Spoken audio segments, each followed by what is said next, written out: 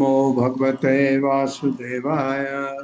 ओम नमो नमो भगवते भगवते वासुदेवाय।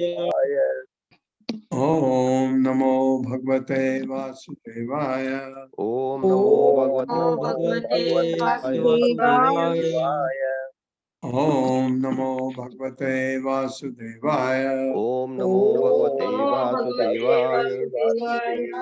नारायणं नमस्कृत्य नारायणं नमस्कृत्य नरं चैव नरोत्तमं नरं चैव नरोत्तमं देवीं सरस्वतीं व्यासं देवीं सरस्वतीं व्यासं ततो जयमुदीरये।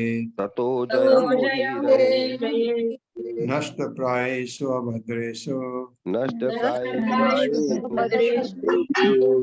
नित्यं भागवत सेवया नित्यं भागवत सेवया भगवती उत्तमा श्लोके भगवती उत्तमश्लोके भक्तिर्भवति नैष्ठिकी। भक्तिर्भवति नैष्ठिकी। हरे कृष्ण। आप सबका स्वागत है। हरे कृष्ण प्रभु जी, साष्टांग दंडवत। भगवान कपिल अपनी माँ देवहूति को सांख्य योग का सूक्ष्म रूप में बता रहे हैं। उन्होंने प्रश्न पूछा था देवहूति ने कि क्या ये आत्मा शरीर एक दूसरे से अलग किए जा सकते। बहुत ही अच्छा सवाल था। नहीं, प्रभुपाद ने बड़ा अच्छी तरह एक्सप्लेन किया। ये बड़ा कॉम्प्लिकेटेड है कि शरीर में आत्मा है, लेकिन एक दूसरे से पृथक करना किसी का एक दूसरे का अस्तित्व नहीं। अब अगर ऐसा है, नहीं किया जा सकता है, हम क्या कहते हैं, अपने को शरीर मत मानो, हम आत्मा हैं। अरे आत्मा शरीर दोनों मिले हुए हैं, तो कैसे अलग कर सकते हैं। आप अपने को शरीर मत मानो, तो ये बात अटपटी लगती है। तो उसको भगवान कपिल बता रहे हैं कैसे आप अपने को अलग कर सकते हैं। वह चल रहा है अभी। 22वां श्लोक है, ज्ञानेन दृष्टत्वेन वैराग्येण बलीयसा तपो युक्तेन योगेन तीव्रेण आत्म समाधिना। मेरे साथ, ज्ञानेन दृष्टत्वेन वैराग्येण बलीयसा तपो युक्तेन योगेन तीव्रेण आत्म समाधिना।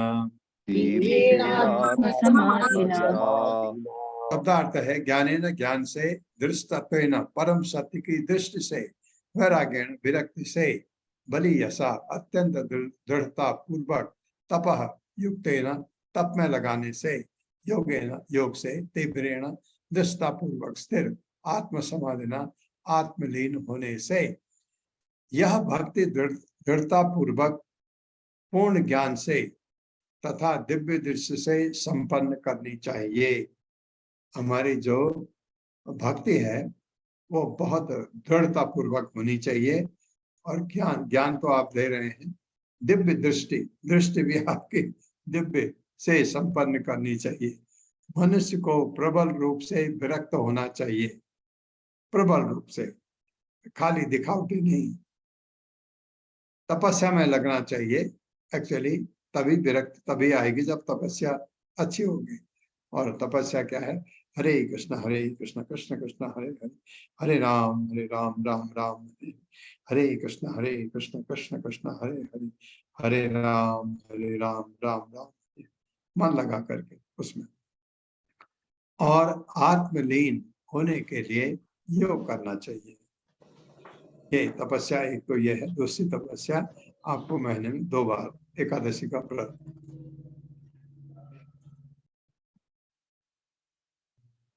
मेरे साथ पढ़े, यह भक्ति दृढ़ता पूर्वक, यह भक्ति दृढ़ता पूर्वक पूर्ण ज्ञान से तथा दिव्य दृष्टि से संपन्न करनी चाहिए। मनुष्य को प्रबल रूप से विरक्त होना चाहिए। प्रबल प्रबल रूप से विरक्त होना होना चाहिए। चाहिए। इससे किसे विरक्त होना चाहिए? पदार्थ से। सांख्य योग कहते हैं पदार्थ से अपने को विलग करो। तपस्या में लगना चाहिए तपस्या में लगना चाहिए तपस्या में तपस्या लगना में चाहिए और आत्मलीन होने के लिए योग करना चाहिए। और आत्मलीन होने के लिए के योग लिए करना योग चाहिए। करना चाहिए। हरे कृष्ण। हाँ, आपको मैंने तपस्या बताई। और क्या है तपस्या?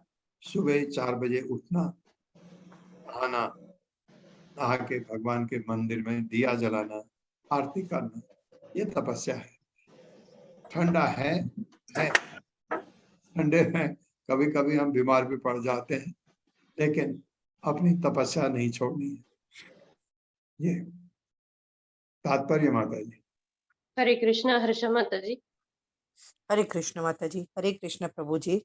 शील प्रभुपाद की जय। शील प्रभुपाद द्वारा तात्पर्य: भौतिक भावना अथवा मनोकल्पना के कारण कृष्ण चेतना में अंधाधुंध भक्ति नहीं की जा सकती।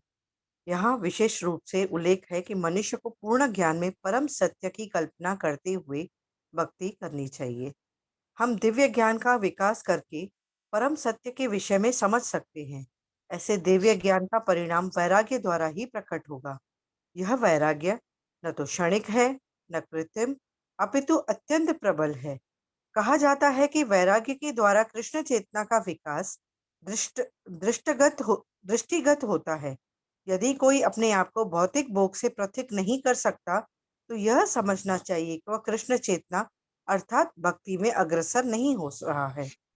कृष्ण चेतना में वैराग्य इतना प्रबल होता है कि इसे किसी आकर्षण के द्वारा विपथ नहीं किया जा सकता। मनुष्य को पूर्ण तपस्या में भक्ति करनी होती है। उसे चाहिए कि मास के दोनों एकादशियों में कृष्ण भगवान, भगवान राम और चैतन्य महाप्रभु के जन्मदिन में उपवास करे। ऐसे उपवास के दिन अनेक है। योगेन का अर्थ है इंद्रियों तथा मन के को नियंत्रित करके। योग इंद्रिय संयमः योगेन बताता है कि मनुष्य अपने में लीन रहता है और ज्ञान के विकास द्वारा परमात्मा के साथ अपनी स्वाभाविक स्थिति को समझ सकता है। इस प्रकार वह भक्ति में स्थिर हो जाता है और उसकी श्रद्धा किसी भौतिक लोभन से विचलित नहीं होती। हरे कृष्ण प्रभु जी।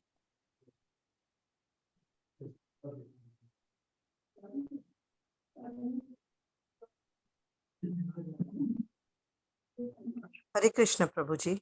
हरे कृष्ण माता जी। ये तपस्या करते हैं, वैराग आता है, तो क्या होता है कि हमको हमारी दृष्टि, दिव्य दृष्टि कहा था ना, हम में कहाँ से दिव्य दृष्टि आएगी? लेकिन जब हमें विरक्ति होती है तपस्या से, तो ये चीजें आने लगती है। ये चीजें अब प्रभुपाद ने अनुभव किया है। उन्होंने जो लिखा है कि उन्होंने तो ये सब कुछ इससे वो गुजर चुके थे प्रभुपाद, तो ऐसा भक्त लिख सकता है ये कब होता है। तपस्या में जो मैं आपको तो बात किया था एकादशी का, और भगवान के प्राकट्य दिन में, ये जैसे जन्माष्टमी है और रामनवमी है और गौर पूर्णिमा है। गौर पूर्णिमा कुछ दिन पहले हुई थी, तो उसमें हमारा व्रत जो कर सकते हैं आप, जिनमें सामर्थ्य है, अगर निर्जला करते हैं बहुत अच्छी बात है। निर्जला नहीं कर सकते हैं कोई बात नहीं। प्रभुपाद ने तो यहाँ तक कहा है कि जैसे प्रसाद यूजुअली शाम को लेते हैं हम व्रत के दिन, लेकिन प्रभुपाद का कहना था कि आपकी एक्टिविटी में बिल्कुल भी परिवर्तन नहीं होना चाहिए। कभी होता है ना, जैसे मैं देखता हूँ, थोड़ा सा नॉइज आपको बियर करना पड़ेगा। ये मेरे घर में कुछ ये बहुत जरूरी है करना। तो ये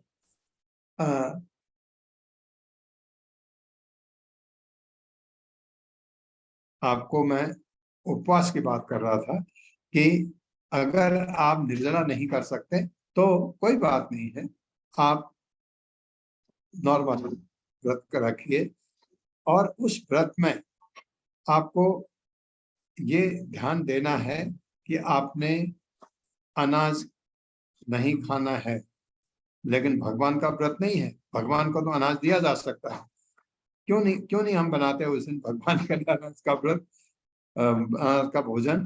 क्योंकि अशुद्धि हो सकती है, कहीं वो इधर उधर बनाने में आपके कोई चीज कहीं कोई मिस्टेक ना हो जाए। इस वजह से उस दिन हम बनाते ही नहीं है नॉर्मल खाना अनाज वाला।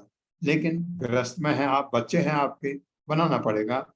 उसको व्रत का पहले बना दीजिए या बच्चों का पहले बना दीजिए। नॉर्मल जो घर में जो व्रत नहीं करते हैं उनके लिए खाना पहले बना दीजिए। जैसा भी आप सोचें कि दोनों का मिक्स न हो, साथ साथ नहीं होना चाहिए, ऐसा ये ध्यान रखिए। प्रभुपाद ने कहा एक बार व्रत था उनके शिष्यों का और थक गए, गर्मी के दिन है, डिहाइड्रेशन होता है और सब लेटे हुए, क्या है प्रभुपाद ने कहा उठो, प्रसाद लो, काम करो। अगर तुम खाली जो निर्जला या एक बार खाने का वही कर सकता है जिसके कार्य में कोई परिवर्तन न हो, थक गए वाली बात नहीं होनी चाहिए, प्रभुपाद ने कहा।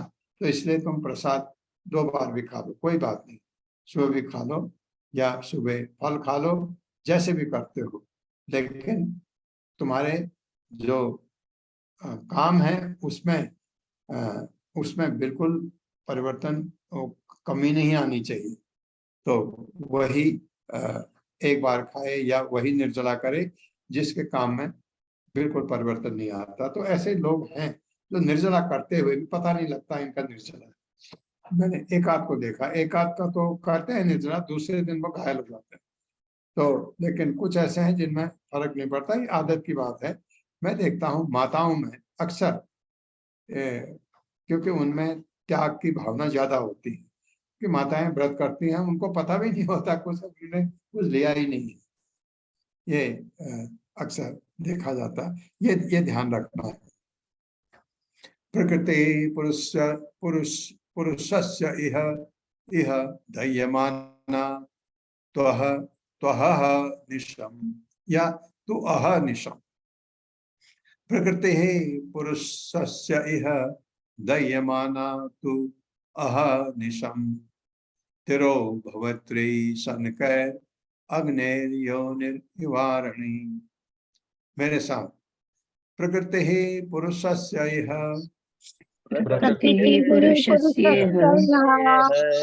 दह्यमाना तु अहनिशम तिरो भवत्री सनकै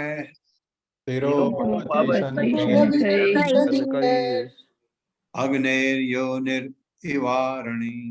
अग्नेर्योनिर्वारिणी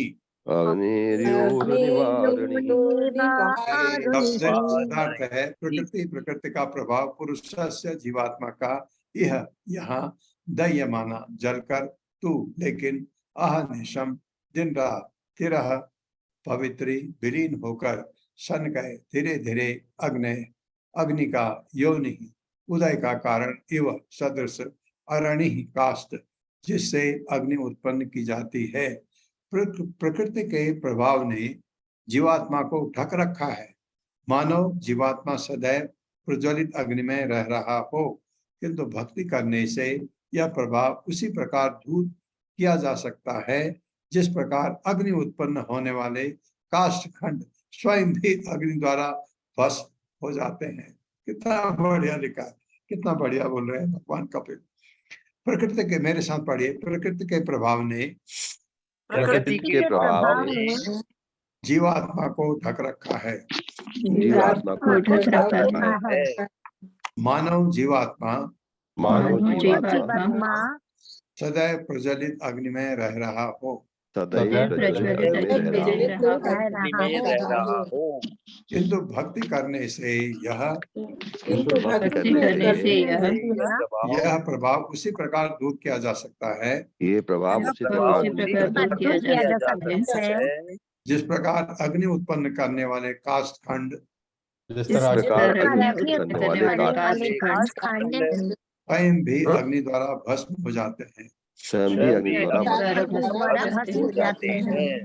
हाँ, आप देखेंगे ये परिवर्तन अपने आप ही हो जाता है। अभी लगता है ना, कैसे क्रोध कैसे मैं दूर करूं, मैं अपने काम को कैसे कम करूं, मैं अपने लोभ को कैसे कम करूं। बस माला जपिए, ध्यान उसमें रहे, आप देखेंगे धीरे धीरे सब कुछ निकल जाएगा। तात्पर्य माता जी। हरे कृष्णा। अरुणी देवी माता जी। अरुणी देवी दास। हरे कृष्णा प्रभु जी, दंडवत प्रणाम। हरे कृष्णा सभी को।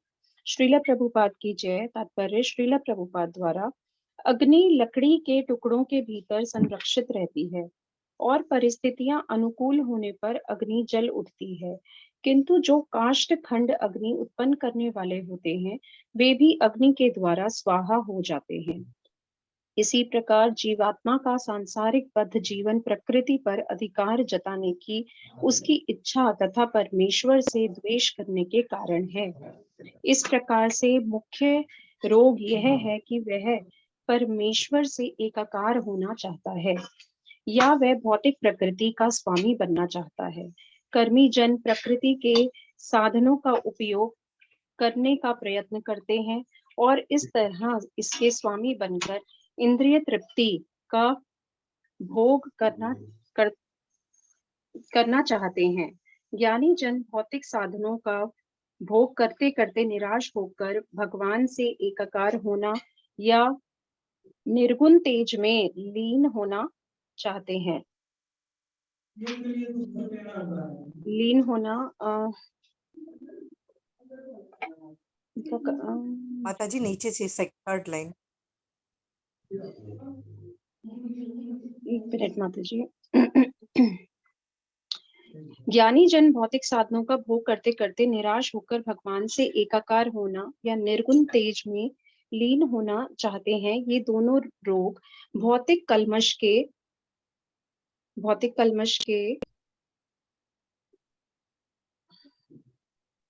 कारण सॉरी होती मैं आज ना फोन से रीड कर रही हूँ और माता जी किसी और को देते हैं। जी जी जी, धन्यवाद माता जी। जी हरे कृष्णा। अशोक प्रभु जी। हरे कृष्ण माता जी। ज्ञानी जन भौतिक साधनों का भोग करते करते निराश होकर भगवान से एकाकार होना या निर्गुण तेज में लीन होना चाहते हैं। ये दोनों रोग भौतिक कल्मश के कारण होते हैं। भौतिक कल्मश को भक्ति द्वारा भस्मसात किया जा सकता है, क्योंकि भक्तिमय सेवा में ये दोनों रोग अर्थात प्रकृति पर प्रभुत्व जमाने प्रकृति पर प्रभुत्व जमाने और भौतिक कल्मश को भक्ति द्वारा भस्म, क्योंकि भक्तिमय सेवा में ये दोनों रोग अर्थात प्रकृति पर प्रभुत्व जमाने और परमेश्वर से तदाकार होने की इच्छा अनुपस्थित रहते हैं। अतः कृष्ण भावनामृत में भक्ति योग को सावधानी से संपन्न करने पर सांसारिक अस्तित्व का कारण तुरंत भस्म हो जाता है। पूर्ण की चेतना में भक्त ऊपर से महान कर्मी प्रतीत होता है और जो सदैव कार्य करता रहता है, किंतु भक्त के इन कार्यकलापों का आंतरिक महत्व यह है कि वे परमेश्वर की तुष्ट के लिए होते हैं। ये भक्ति कहलाती है। अर्जुन ऊपरी तौर पर योद्धा था, किंतु जब उसने अपने युद्ध से भगवान कृष्ण की इंद्रियों को तुष्ट कर दिया तो वो भक्त बन गया। क्योंकि भक्त की परम पुरुष को उसी रूप में समझने के लिए दार्शनिक शोध में रत रहता है, अतः उसके कार्यकलाप चिंतक जैसे रख सकते हैं, किंतु वास्तव में वो आध्यात्मिक प्रकृति तथा दिव्य कार्यकलापों को समझने का प्रयत्न करता है। यद्यपि उसमें दार्शनिक चिंतन की प्रवृत्ति पाई जाती है, किंतु सकाम कर्म के फल तथा इच्छादिक चिंतन नहीं पाए जाते, क्योंकि ये कार्य भगवान के निमित्त है। शील प्रभुपाद जी की जय। हरे कृष्ण प्रभु जी। हरे कृष्ण माता जी। धन्यवाद। हरे कृष्णा। इस तरह से भक्ति करके किस तरह से हम इन चीजों को, क्या विरक्ति कैसे आती है, विरक्ति आना बहुत जरूरी है भक्ति में। तो विरक्ति ऐसे और विरक्ति का मतलब मैं बार बार आपको कहता हूँ कि घर छोड़ना नहीं है। विरक्ति का मतलब है कि पदार्थ से आपकी, जैसे आपने देखा होगा बहुत लोगों को, कुछ लोगों को मैंने अपने जीवन में देखा, क्योंकि मेरा जीवन लंबा रहा है, तो मैंने देखा लोग करते हैं सब कुछ, मतलब कुछ चीजों से इतना अटैच नहीं रहते। कुछ लोग इतने अटैच रहते हैं चीजों से, उसके लिए पागल हो जाते हैं। तो ये तो किसी में विरक्ति स्वाभाविक होती है, हालांकि वो भक्ति में नहीं है, जिनको मैंने देखा है इस तरह।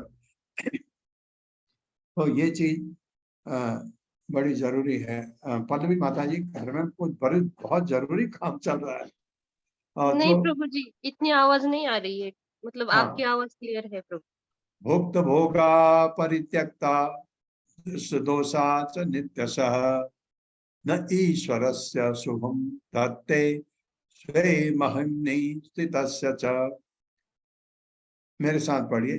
भुक्त भोगा परित्यक्ता मुक्त भोगा भोगा भोगा परित्यक्ता परित्यक्ता धृष्ट दोषा च नित्यशः दिष्ट दोषा दोषा च नित्यशः नित्यशः न ईश्वरस्य शुभम धत्ते। ईश्वरस्य शुभं धत्ते हाँ, अशुभम है। न ईश्वरस्य अशुभम धत्ते ईश्वरस्य शुभं धत्ते ते महिम्नि स्थितस्य च। ये महिमनि स्थितस्य च। शब्दार्थ है, भुक्त भोगा हुआ, भोगा भोग परित्यक्ता छोड़ा हुआ, दृश्य खोजा हुआ, दोषा त्रुटि च तथा नित्यशः सदैव न नहीं, ईश्वर से स्वतंत्र का अशुभम हानि धत्ते नुकसान पहुंचाती है, स्वे महिमनि अपनी कीर्ति में, स्थितस्य स्थिति च तथा प्रकृति पर अधिकार जताने की इच्छा के दोषों को ज्ञात करके और फल स्वरूप उस इच्छा को त्याग करके जीवात्मा स्वतंत्र हो जाता है। अगर मैं मेरा वाली भावना जब, लेकिन ये तो है, भगवान तो सत्य बोल रहे हैं, लेकिन हम तो बद्ध जीव हैं। हम में ये लगता है ये तो बहुत कठिन है, कठिन नहीं है अभी, लेकिन इतना ज्ञान तो होना चाहिए कि मुझे ये चीज त्यागनी है, तभी मैं आगे बढ़ सकता हूँ। ये तब हम स्वतंत्र हो जाते हैं और अपनी कीर्ति में स्थित हो जाता है भक्त जो है। मेरे साथ पढ़िए। प्रकृति पर अधिकार जताने की इच्छा के, प्रकृति पर अधिकार जताने की इच्छा के दोषों को ज्ञात करके इच्छा के दोषों को ज्ञात करके और फल स्वरूप उस इच्छा को त्याग करके और फल स्वरूप इच्छा को त्याग करके जीवात्मा स्वतंत्र हो जाता है जीवात्मा स्वतंत्र हो जाता है और अपनी कीर्ति में स्थित हो जाता है। और अपनी कीर्ति में स्थित हो जाता है। तात्पर्य करवाइए माता जी, तात्पर्य करवाइए। मैं आता हूँ। जी प्रभु। सोनिया अग्रवाल माता जी, हरे कृष्णा। हरे कृष्ण माता जी। श्रील प्रभुपाद जी की जय। तात्पर्य श्रील प्रभुपाद जी के द्वारा। चूंकि जीव भौतिक साधनों का वास्तविक भोक्ता नहीं है, फलतः भौतिक प्रकृति पर अधिकार करने की उसकी चेष्टा असफल रहती है। फलस्वरूप वह सामान्य जीव की अपेक्षा अधिक शक्ति चाहता है और परम भोक्ता के अस्तित्व में लीन हो जाना चाहता है। इस प्रकार वह अधिक भोग की योजना बना लेता है।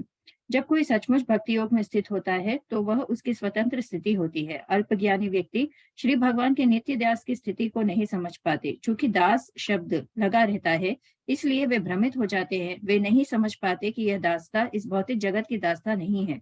श्री भगवान का दास होना सबसे बड़ा पद है। यदि मनुष्य इसे समझ सके और श्री भगवान के शाश्वत दासता को कि अपनी मूल स्थिति को फिर से पा सके, तो वह पूर्ण स्वतंत्र हो सकता है। भौतिक संपर्क के कारण जीव की स्वतंत्रता जाती रहती है। आध्यात्मिक जगत में उसे पूर्ण स्वतंत्रता रहती है। फलतः भौतिक प्रकृति के गुणों पर आश्रित रहने का प्रश्न ही नहीं उठता। यह स्थिति भक्त द्वारा प्राप्त की जाती है। अतः जब वह इसके दोषों को देखता है तो भौतिक भोग की प्रकृति को छोड़ देता है। एक भक्त तथा एक निर्विशेषवादी में यही अंतर होता है कि निर्विशेषवादी परमेश्वर के साथ तादात्म्य चाहता है, जिससे वह निर्बाध रूप से भोग कर सके। किंतु भक्त है कि वह भोग की समग्र मानसिकता को ही त्याग देता है और अपने आप को श्री भगवान की दिव्य प्रेमा भक्ति में प्रवृत्त करता है। यही उसकी स्वाभाविक महिमा में स्थिति है। इस समय वह ईश्वर पूर्ण स्वतंत्र होता है वास्तविक ईश्वर या ईश्वरः परमः तो भगवान श्री कृष्ण है। जीव तो तभी ईश्वर रहता है जब वह श्री भगवान की सेवा में निरत होता है। दूसरे शब्दों में श्री भगवान की प्रेममयी सेवा से प्राप्त दिव्य आनंद ही वास्तविक स्वतंत्रता है। हरे कृष्ण।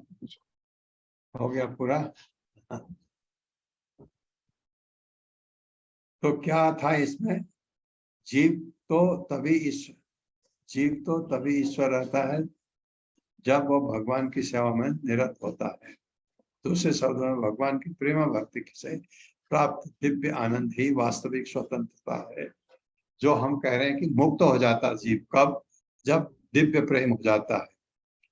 आपको जो नवधा भक्ति का अंतिम चरण, या जो हम 9 गुण बताते हैं, श्रद्धा, साधु संगा, भजन क्रिया, अनर्थ निवृत्ति, निष्ठा, रुचि, आसक्ति, भाव, प्रेम आखिरी है, जिसको आत्मनिवेदन भी कहते हैं।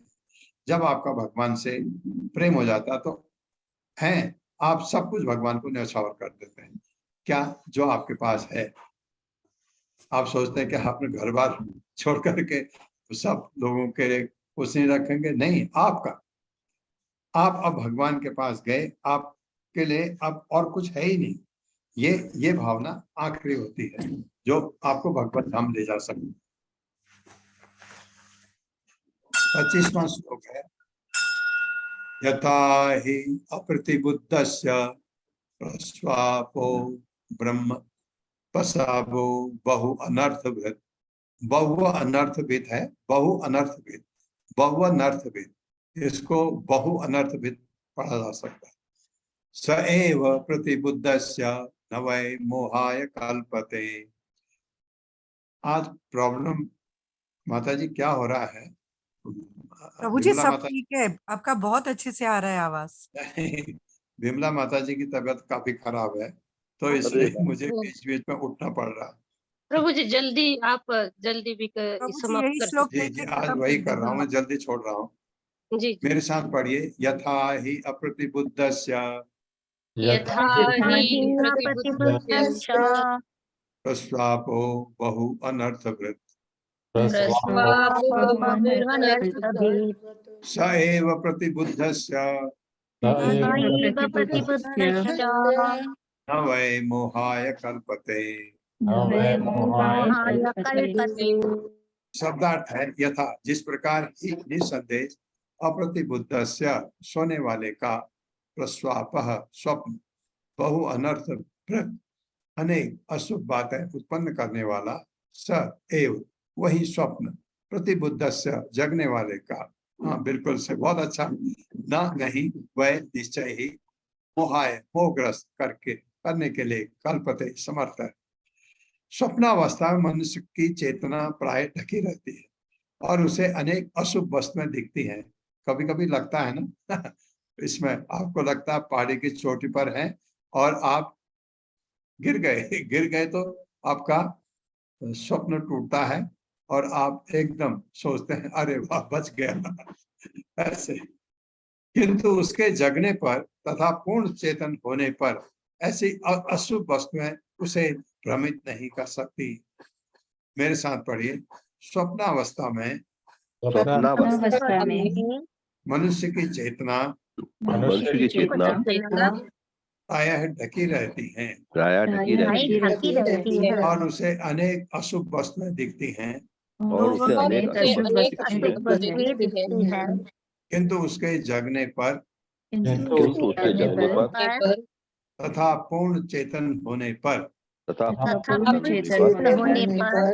ऐसी अशुभ वस्तुएं उसे विभ्रमित नहीं कर सकती। ऐसी अशुभ वस्तुएं उसे विभ्रमित नहीं कर सकती। तात्पर्य, हरे कृष्णा। रीटा कथुरिया माता जी। हरे कृष्णा प्रभु जी, हरे कृष्णा माता जी। श्रीला प्रभुपाद की जय। तात्पर्य श्रीला प्रभुपाद जी के द्वारा। स्वप्नावस्था में जब मनुष्य की चेतना प्रायः ढकी रहती है तो वह अनेक प्रतिकूल वस्तुएं देख सकता है जिससे चिंता होने लगती है, किंतु जगने पर उसे स्वप्न में जो कुछ घटता हुआ रहता है स्मरण रहता है, फिर भी वह विचलित नहीं होता। इसी प्रकार आत्म साक्षात्कार की स्थिति अथवा परमेश्वर के साथ अपने संबंध को समझने की स्थिति होने पर मनुष्य पूर्णतः संतुष्ट रहता है और प्रकृति के तीनों गुण जो सारी उद्विग्ना उद्विग्नताओं उद्विग्नता उद्विग्नताओं की जड़ है उसे प्रभावित नहीं कर पाते। चेतना के कलमशग्रस्त होने पर मनुष्य हर वस्तु को भोग्य समझता है, किंतु शुद्ध चेतना या कृष्ण भक्ति में वह यह देखता है कि जो भी वस्तु विद्यमान है वह परम भोक्ता के भोग के लिए है। स्वप्नावस्था तथा जागृत अवस्था में यही अंतर है। कलमशग्रस्त चेतना की तुलना स्वप्न चेतना से और कृष्ण चेतना की तुलना जीवन की जागृत चेतन अवस्था से की गई है। वस्तुतः जैसा कि भगवत गीता में बताया गया है, कृष्ण ही एकमात्र परम भोक्ता हैं। जो यह समझ सके कि कृष्ण ही तीनों लोकों के स्वामी और सबके सखा हैं, तब वह शांत तथा स्वतंत्र है।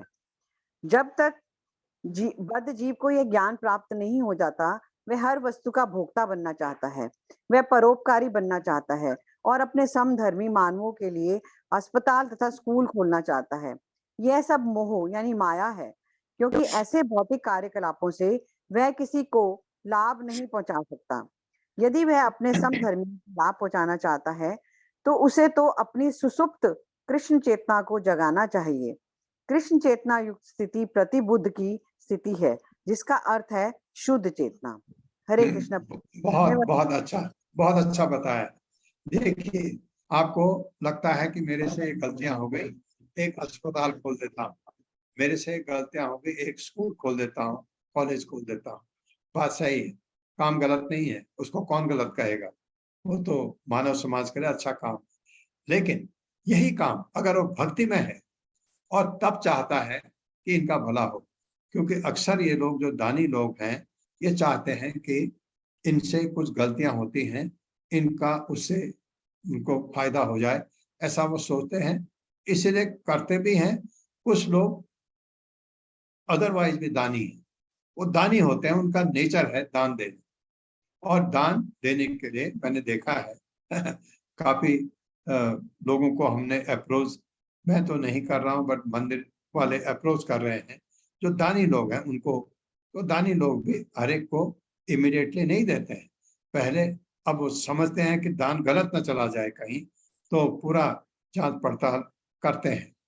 तो ये काम गलत नहीं है, लेकिन अगर आप भी कृष्ण भावना मृत में हो, जैसे एक दानी को वो काफी इस चीज को समझता है, तो मैंने जो सुना उसके बारे में, तो ऐसा वो अपने को कृष्णमयी बना करके कृष्ण के बारे में कम से कम थोड़ा जान लेने के बाद, उसके बाद अगर वो ये चीजें करता है, स्कूल भी खोलता है, कहीं जरूरत है, बच्चे बहुत तकलीफ में है, स्कूल खोलना बहुत पुण्य का काम, कौन मना करेगा।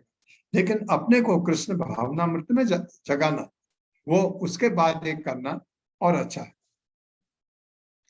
26वां श्लोक है।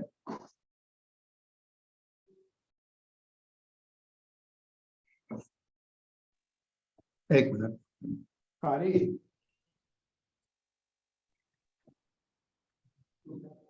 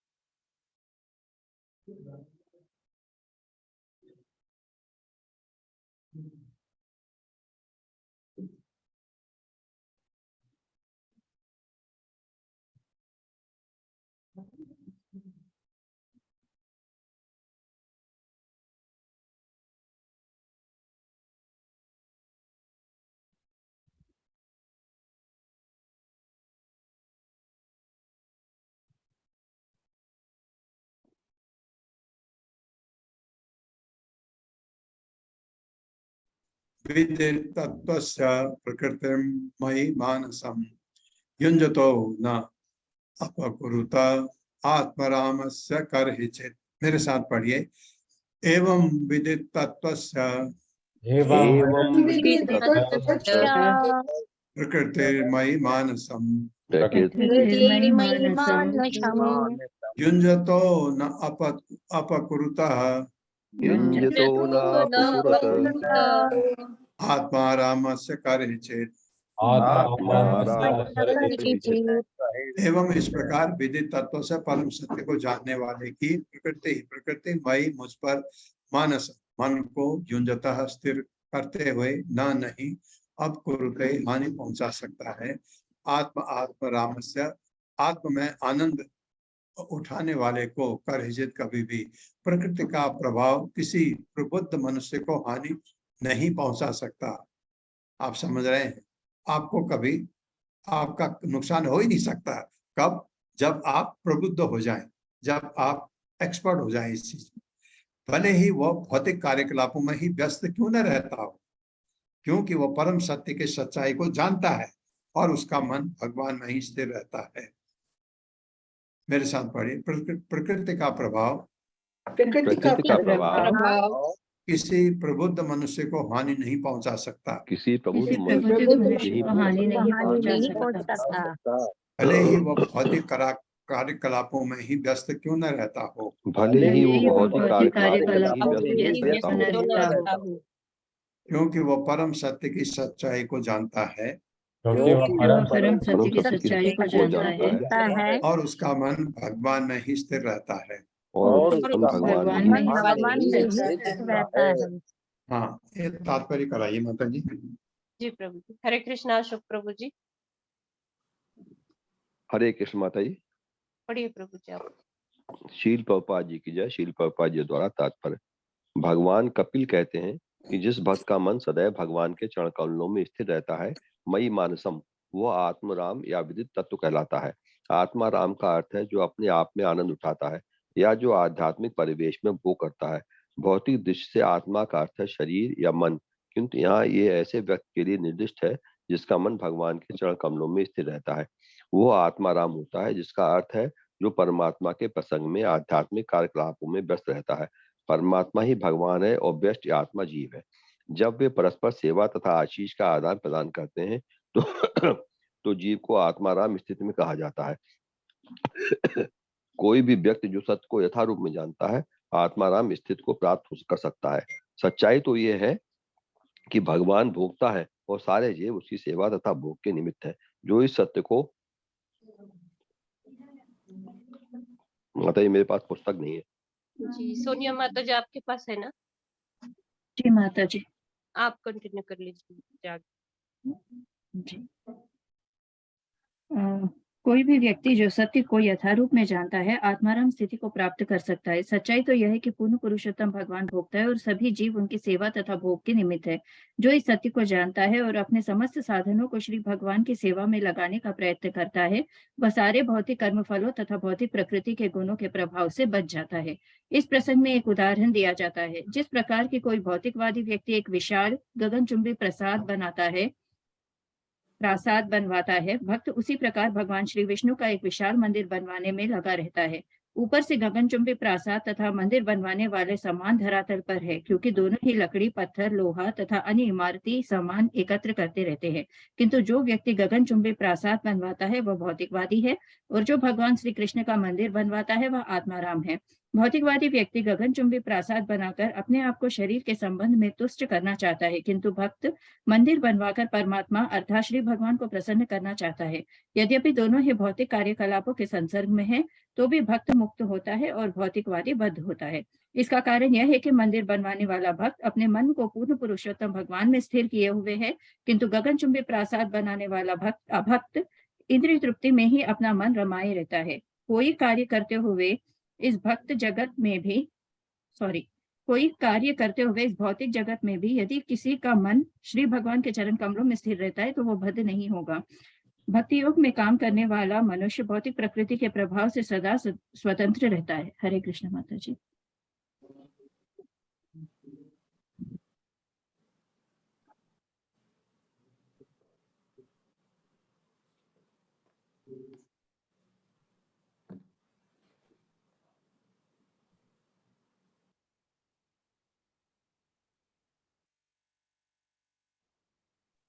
हरे भजन कृष्णा, सजीव। मेरे ख्याल से यहीं पे समाप्त कर दें, क्योंकि प्रभु जी परेशान है माता जी की तबीयत से। हाँ प्रभु जी आने देते हैं ना, प्रभु जी को बताए बिना हम तो नहीं क्लोज कर सकते। प्रभु जी हाँ, आ जाएंगे। ये बात भी सही है। माता जी प्रभु जी जी प्रभु जी हो गया प्रभु। हरे कृष्णा। भगवान कपिल कहते हैं जिस भक्त का मन सदैव भगवान के चरण कमल में स्थिर रहता है वह आत्माराम विदित तत्व कहलाता है। आत्माराम का अर्थ है जो अपने आप में आनंद उठाता है, आंख बंद करके हंसता रहता है, लोग सोचते पागल हो गया, लेकिन वो है आत्मा। ये आत्माराम की स्थिति आ जाए तो बहुत ही अच्छा है। और इसमें कुछ था ऐसा शब्द जिसके बारे में गगनचुंबी प्रसाद बनवाने वाला अभक्त इंद्रतीर्थ में अपना मन रमाये रहता है। कोई कार्य करते हुए इस जगत में भी यदि किसी का मन भगवान के चरण कमलों में स्थिर रहता है तो बद्ध नहीं होगा। भक्ति में काम करने वाला प्रकृति से सदैव स्वतंत्र रहता है। इतना ज्ञान होते हुए भी होना भी बहुत अच्छी बात है। अभी हम बद्ध हैं, लेकिन पढ़ रहे हैं कि हमको बद्ध से हटना है। इतना समझना भी बहुत अच्छी बात है कि हम बद्ध जीव हैं, क्यों? माया में हैं। माया के 3 गुण जो है हमको ढके हुए हैं, उससे हमको निकलना है। इतना ज्ञान भी बहुत अच्छा है और भक्ति में जैसे आप लगे हैं ऐसे लगा रहना बहुत अच्छी बात है। ओम अज्ञानतिमिरान्धस्य ज्ञानांजन शलाकया चक्षुरुन्मिलितमेन तस्मै श्री गुरवे नमः। नमो विष्णुपादाय कृष्णपृष्ठाय भूतले श्रीमते भक्तिवेदांत स्वामिनिति नामिने। नमस्ते सारस्वती देवे गौरवाणी प्रचारिणे निर्विषयी शून्यवादी पाश्चात्य सतारिणे। जय हो श्री कृष्ण चैतन्य प्रभु नित्यानंद श्री अद्वैत गदाधर शिवासादि गौर भक्तवृंद। हरे कृष्णा कृष्ण कृष्ण हरे हरे, हरे राम राम राम हरे